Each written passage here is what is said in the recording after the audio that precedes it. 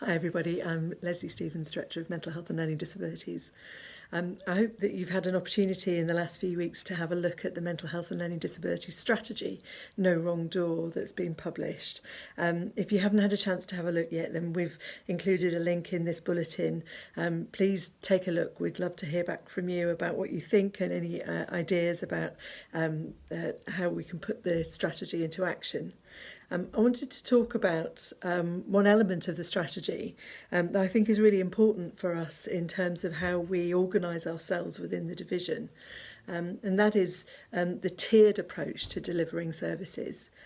We've said in the strategy that we want to organise our services according to 3 tiers that largely are determined by the complexity of need of individuals accessing the service, although they're also to some extent in response to the scale of services. Some services are just too small to be able to be delivered in localities and therefore need to be centrally delivered.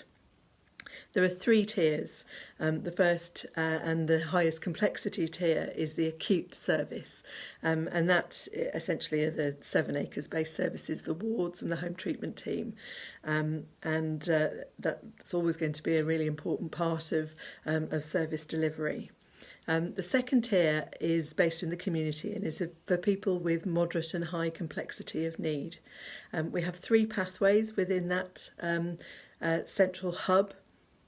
The first is for children and young people, the second is the integrated mental health hub, and the third is a new complex community service, and that essentially will deliver our new assertive outreach team and intensive rehab team, as well as learning disabilities and secondary psychological therapies.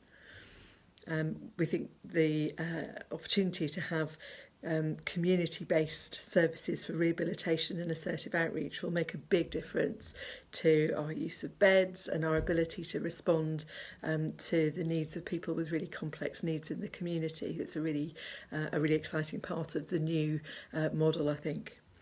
And then the third tier, the lower tier, is our locality networks, and these are aligned to the primary care networks, and they're essentially community mental health services that work really closely with our primary care mental health colleagues, and across all of our services work also closely with the local authority and with the third sector.